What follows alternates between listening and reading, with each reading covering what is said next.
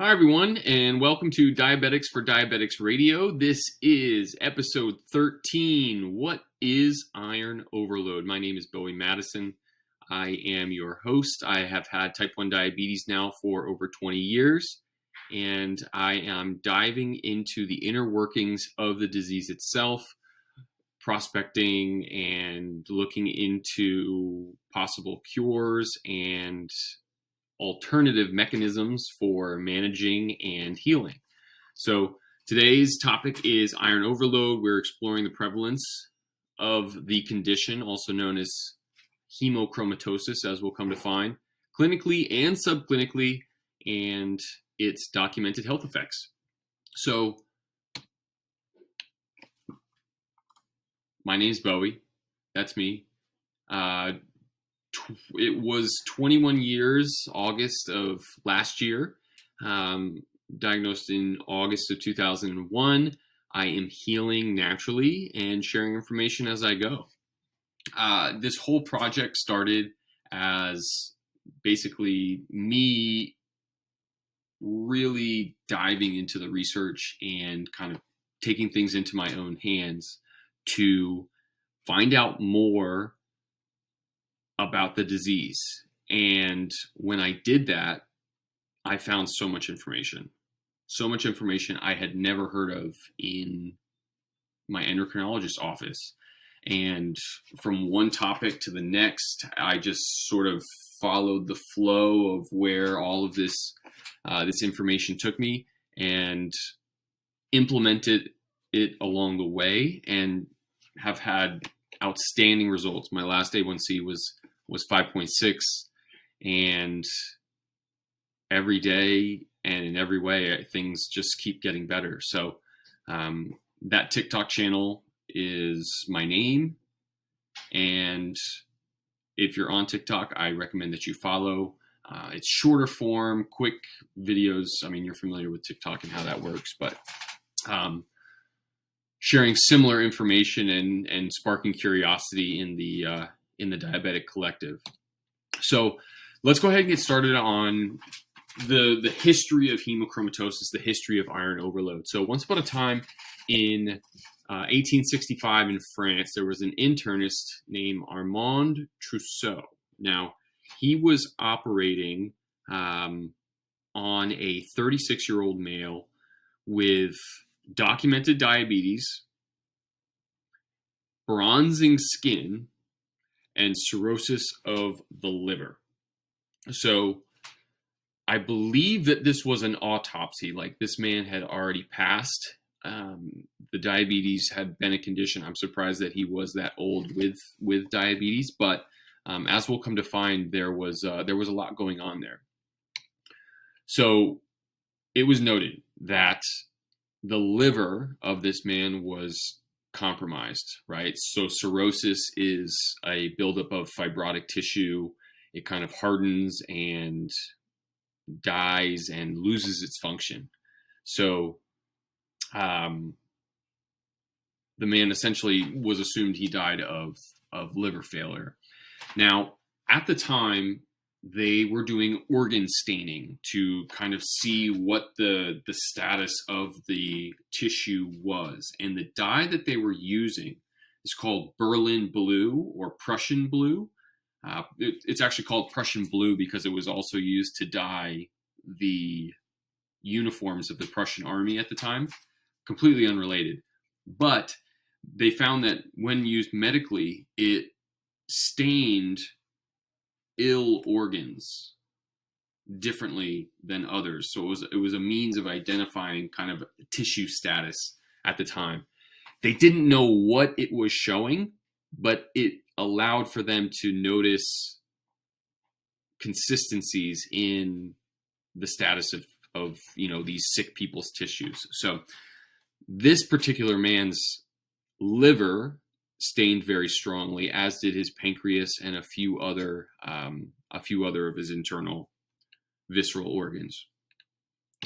Now, after this staining, this documented case of cirrhosis and diabetes and the yellowing of the skin, a few years after that, it was determined that the dye, the Prussian blue or Berlin blue dye, was actually indicative of iron content. It was iron that was causing this dye to pigment the tissues, the ill tissues, the way that they did. So 30 years after Trousseau, there is this Dr. Recklinghausen who actually took it upon himself to stain the livers of people with this termed bronze diabetes, right? Because that initial guy that Trousseau operated on had diabetes and the yellowing of the skin, which we now know is jaundice, which is a sign of liver failure. So bronze diabetes is a kind of an actual diagnosis. He stained the liver of this person with bronze diabetes, and it was found that the liver was unnaturally loaded with iron, as well as the pancreas. Okay?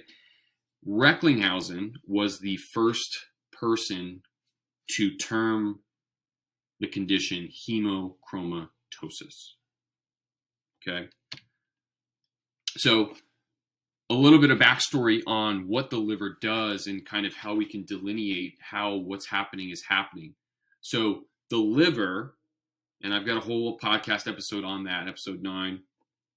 The liver is a filter and a recycling center.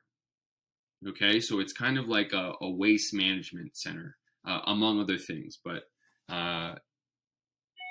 it filters red blood cells. It stores iron and repurposes iron.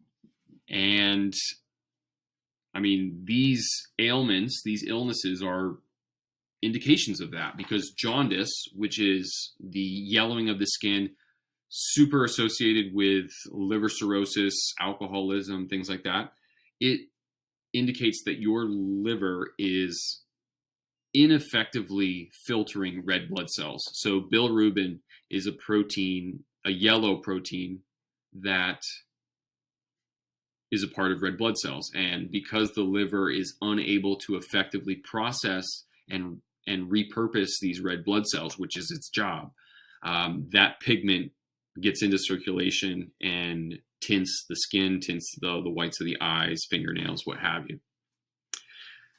And then hemochromatosis is the buildup of iron, because, again, anything that's dealing with blood is also dealing with iron, but the liver processes red blood cells. And in doing that, it is separating the iron from the blood, sending it back to the bone marrow to be repurposed and recirculated via those new red blood cells. So, in an ineffective liver,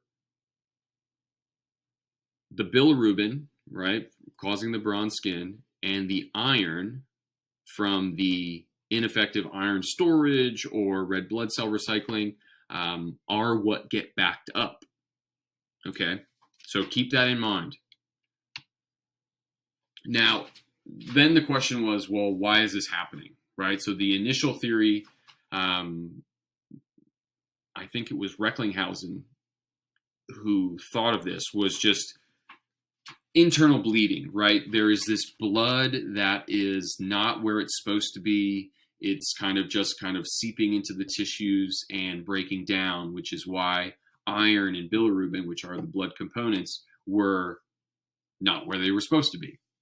But then it was believed that diabetes caused hemochromatosis because of the common co-diagnosis.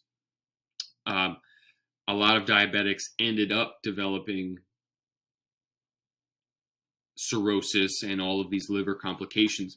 But that was kind of scrapped at the time, because not all diabetics had the prototypical signs of hemochromatosis. So they just kind of let that fall where it lies. But then they tied it to liver cirrhosis and how they thought that iron overload or hemochromatosis was downstream of the calcification and the fibrosis buildup in the liver. Now, not all people with liver cirrhosis got iron overload and vice versa. So there were too many inconsistencies at the time for people to definitively say, yes, this is tied to this, yes, this is tied to this. But then came along Dr. Sheldon, okay? He's an Englishman, Joseph Sheldon. He did some extensive kind of long-term studies on hemochromatosis, and he noted possible heritability of the condition. It wasn't specific about how he arrived at this, but you would think that he was dealing with multi-generations, more than one person in a family, what have you.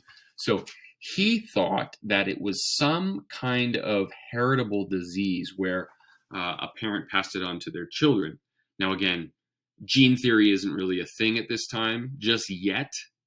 It's getting there, but he was thinking that it was something that was passed from generation to generation. He also outlined how the misplacement of iron seemed to be so strongly correlated with this organ failure, whether it be your liver, whether it be the pancreas with diabetes. Now, diabetes and the pancreas were tied together in the 1920s by Dr. Banting. And so Sheldon was able to kind of connect those dots. Okay, lots of liver in the pancreas, lots of liver in the iron. Those lead to those organs failing. And the real question in all of this was, well, where was this iron coming from? So he was theorizing that small deposits of iron over a long period of time could lead to overload symptoms later in life. Sounds good to me. Now, this was largely not accepted at the time. So the genetic nature, again, he's a little bit ahead of his time in terms of gene theory. It didn't stick because nobody could really tell where the iron was coming from, where it's all coming, how does it get there, right? Why is there so much more iron in someone who has iron overload versus someone who doesn't? Interestingly enough, you also have to take into account the social setting. Now, because of that tie between liver cirrhosis and hemochromatosis, in conjunction with the fact that prohibition had just run its course in that time in America, alcohol was being demonized. And it was established that alcoholics frequently developed liver cirrhosis, right? So this was a perfect opportunity to villainize alcohol. So it was saying, well, if you drink alcohol, you're going to get cirrhosis of the liver, and that's going to give you hemochromatosis, right? So that was kind of the social narrative at the time, but there really wasn't any substantial evidence to, give that any creed. Now, Dr. Sheldon would be, his theory on the heritability of it all would be confirmed in 1996. Again, once the genetic revolution had already taken place, they actually isolated to a particular gene, the HFE gene. Now, we've talked about the HFE gene in a previous episode 8 on the genetic fallacy of diabetes. We're going to talk here a little bit more about its origin. So, the HFE gene. Now, this is per the NIH, so the National Institute of Health. HFE influences iron absorption by modulating the expression of hepcidin. Hepcidin is the master iron regulator protein. Hepcidin is a protein that your body uses to determine whether or not iron gets into or out of the cell. It is incredibly important and has lots of ties to diabetes. Common HFE mutations account for about 90% of iron overload phenotypes, which is kind of like manifestations of it in people of Western European descent. So HFE rules a lot of the different aspects of iron regulation, whether that be through hepcidin. It also has ties to transferrin, which is a protein that plays a part in moving iron throughout the body effectively and preventing any oxidation where it's not supposed to be oxidized. And because of this European descent, it's been termed the Celtic curse for those of Irish descent, as well as the Viking disease for those of Scandinavian descent. Of note, I am of Irish descent. I am of Nordic descent. So kind of an interesting tie there.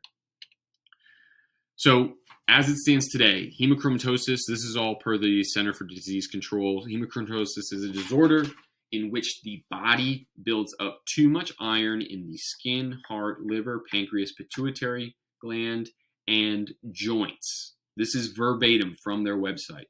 Too much iron is toxic to the body, and over time, the high levels of iron can damage tissues and organs. Well, God damn it, Dr. Sheldon. It seemed like you really hit the nail on the head for this one, right?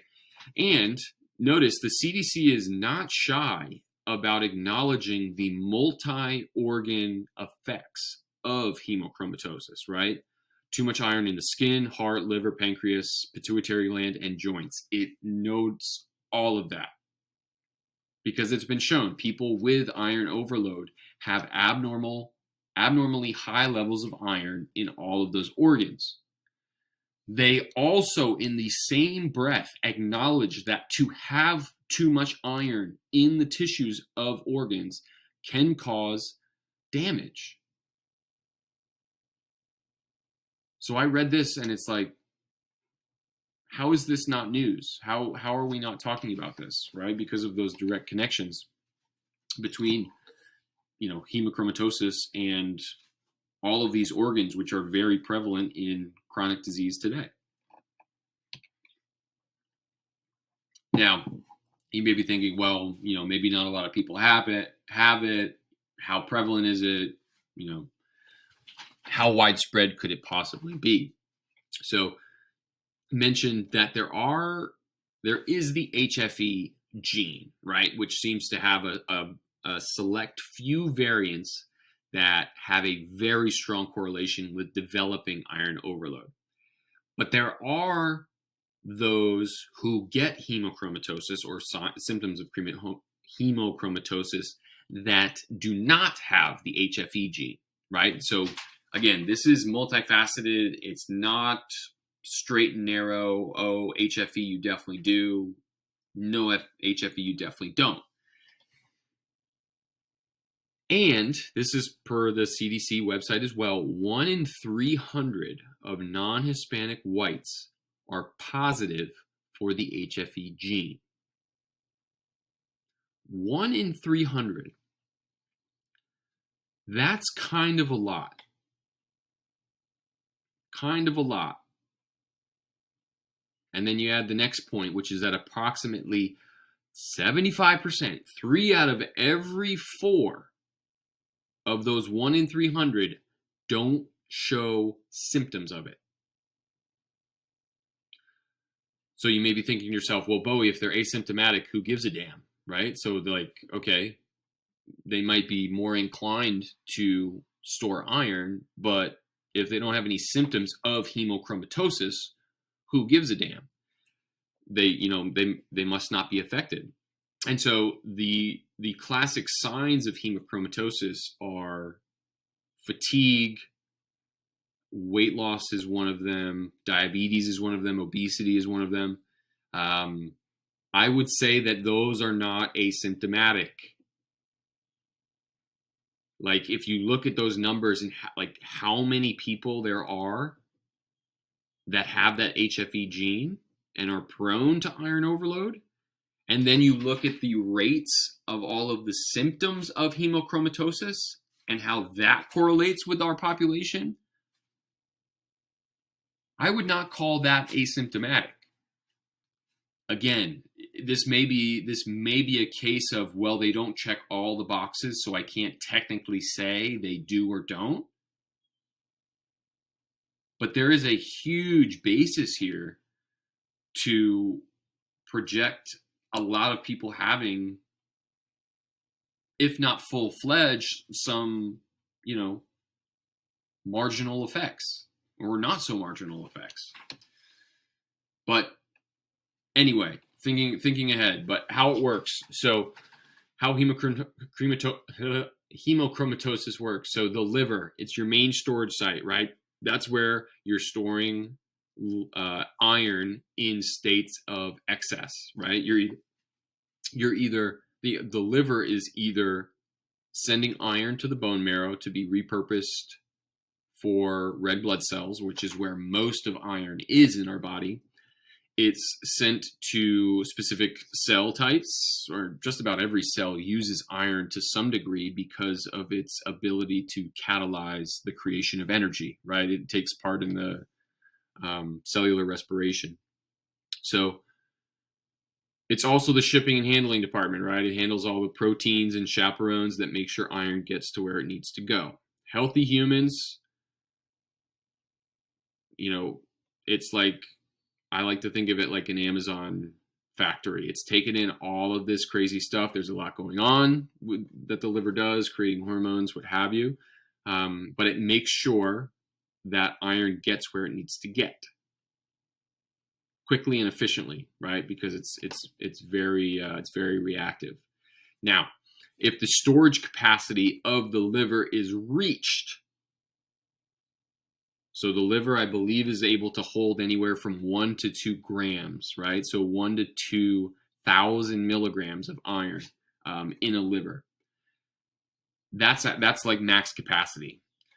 And it's only able to excrete 1 to 2 milligrams per day, right? So we've learned before in episode 9 as well that the iron recycling system in our body is incredibly efficient. 95% efficient. So most of the iron that we have in our body is going to stay there for a good amount of time because our body can just like keep using it. And because it's so good at holding on to what it has, it's not very good at getting rid of it, right? So when that storage capacity of the liver hits, like, it's starting to overflow, the liver's got to put it somewhere, right? And where does that iron go? The liver starts to look to neighboring tissues to help handle that backup, that backflow of iron. And the issue with this is that the liver does so many things. It is so well connected. It has its hands in so many different things. Digestion. It's an endocrine organ. It makes and distributes hormones, right? So now this implicates it in the endocrine system. It's also kind of an excretory organ in making sure that it is depositing waste into the gut and out the kidneys through feces and urine. So if you look at the list of all the things that the liver touches or could touch if it needed help, the pancreas, small intestine, gallbladder, thyroid, pituitary, bones, kidneys, and then your reproductive organs. Look at that list and think of all of the modern health conditions that we are dealing with today. That's a pretty good tie, right? Pancreas, diabetes, small intestine. Name somebody who doesn't have a digestive disorder at this point. Gallbladder. Again, that has to do with digestion as well and the creation of bile. Thyroid issues, Hashimoto's, hormone dysregulation. Pituitary. This is huge. I mean, the pituitary is kind of the master of hormone secretion. That's the one giving the calls for the entire body. If you mess with the pituitary, you're messing with everything downstream. So now this is our entire endocrine system. Your bones, osteoporosis, not to mention with the thyroid and the pituitary specifically, that's in the brain, right? So now we have iron in and around the brain. Shout out to Alzheimer's, right? And the development of altered brain tissue. Kidneys, chronic kidney failure, which is also a common comorbidity with diabetes.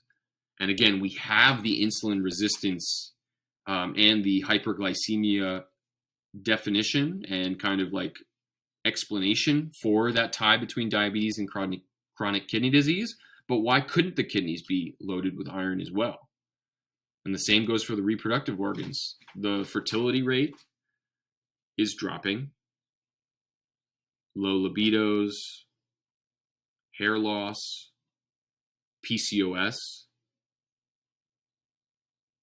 I mean, there's nothing the liver doesn't touch. So when the liver doesn't do its job, there's a lot of things that affects. So here's just a diagram, right? It's too hard to ignore. Too hard to ignore.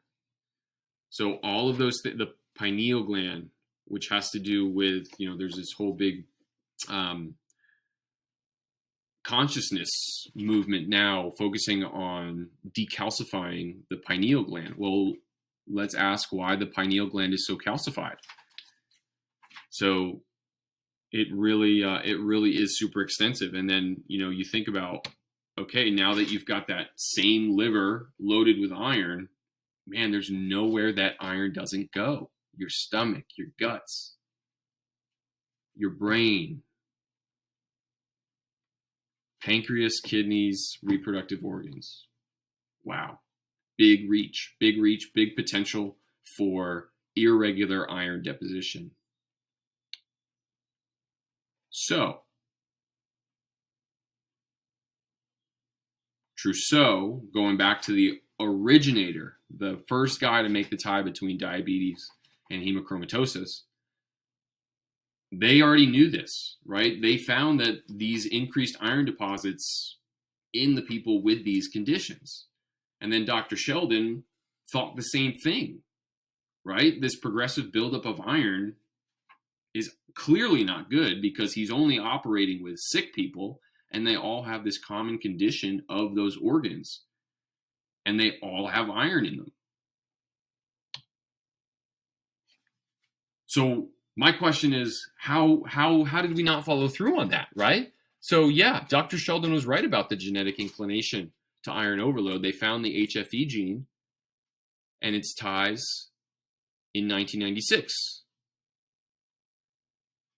But he was also right, and never given credit or never followed up on, about the implications on the health of the tissues in a state of chronic iron overload, right? So all of these people coming in with bronze diabetes and hemochromatosis had extra iron in the organs, the liver being the main focus, right? Because that was ultimately what was causing people's death, was the fibrosis and cirrhosis and just liver failure in general. But they never closed the gap in seeing the effects on the other organs, right? So what happens if a pancreas goes to failure with this iron? What happens if the brain? What happens if the reproductive organs, the kidneys? What if they stay in a chronic state of iron overload? And again, the CDC isn't shy about what iron overload does. They know, right? Cirrhosis, liver cancer, heart damage, arthritis, and joint issues, right? Because of that tie between bone marrow and blood, right? The liver is sending iron to the bones for red blood cell. Too much iron, it's going to affect the red blood cell development and how much iron those bone cells have. And diabetes, they say it. They say it on the website. There's a tie between hemochromatosis and diabetes. So, man, I kind of jumped the gun on this. I've already talked about it a little bit. But I'm going to move my head here. I've got all these reference numbers down at the bottom. These will correlate with a citation guide I have at the end of this.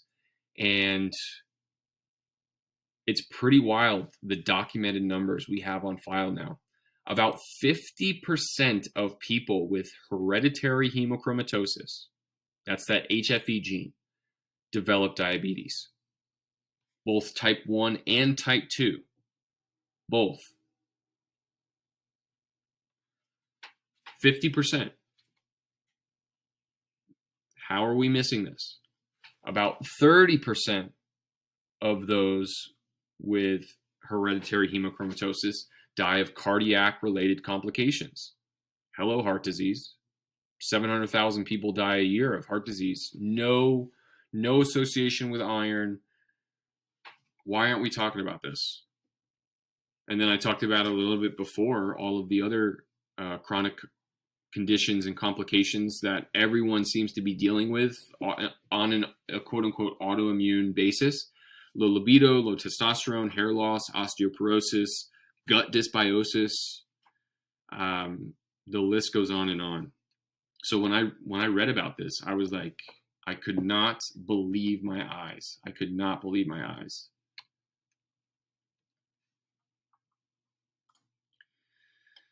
So, I mean, in summary, documented connection with diabetes from 1865 up till now on the Center for Disease Control's website. High rate of comorbidity between hemochromatosis and diabetes. A documented connection to the degree of iron saturation of the tissue. The more iron in the tissue, the more tissue damage happening. We have already talked about in previous episodes on the oxidation, the effect on oxidation, the effect on creating ROS and instigating inflammation that iron has. So that makes sense. The more iron it is, if it's not, the more iron there is, and if it's not being handled properly, it's going to create inflammation. And then the network. There isn't anything the liver doesn't touch in the body in some way, right? So because it's backlogged in iron and it needs to put all of these extra iron pieces someplace, it started to share the load, and those organs that it's sharing the load with are starting to fail, from the brain to the reproductive organs, heart, gut, you name it. I would put my bottom dollar that if we were to measure the degree of iron in those tissues, there's something going on there.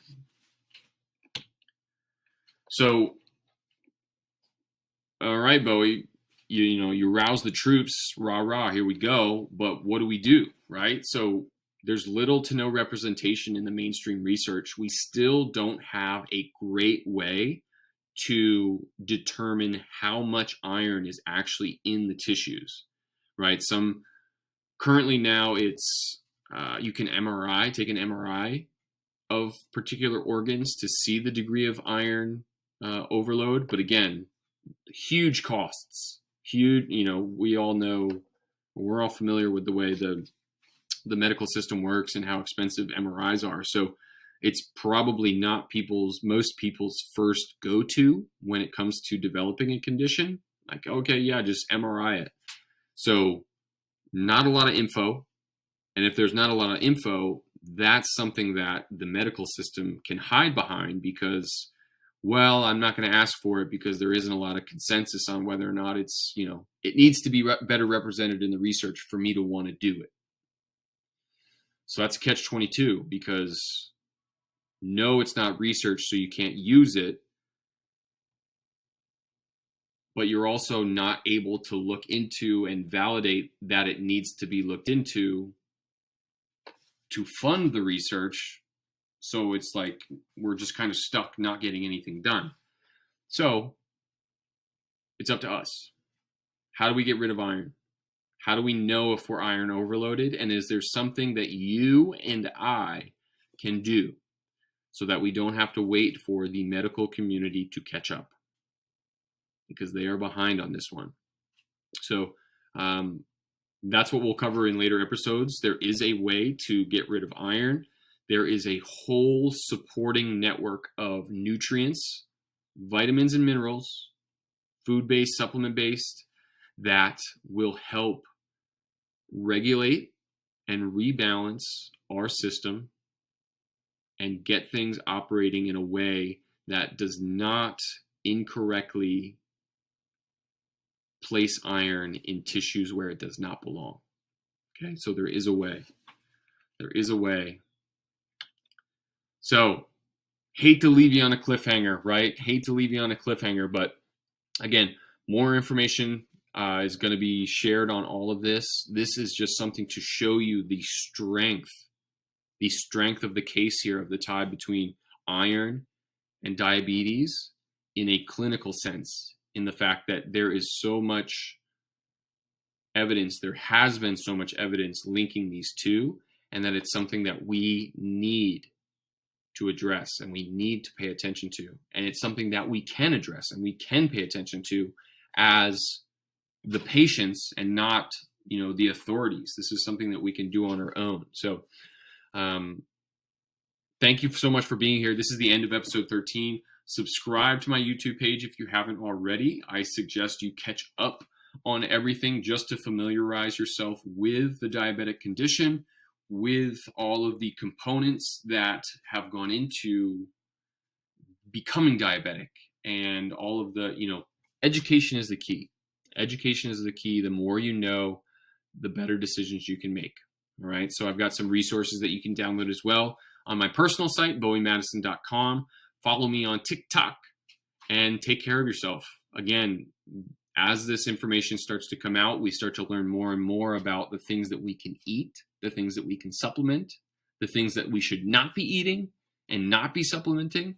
And it is so accessible. It is so powerfully accessible that there is something that we can do, and we are doing it. So again, thank you so much for being here. If you are interested, here are those references and citations. I realize now that you can't click this screen, so I'm going to have this copy and pasted in my in the description on the video. All right, so that you guys can take a look at these papers and read what I'm reading. All right, so thanks so much for being here. I appreciate it. There is a cure. It's on its way, and it's here. Right, it is in this material, and we can do it. All right, so thanks so much for being here. Cheers, everybody. Enjoy the day.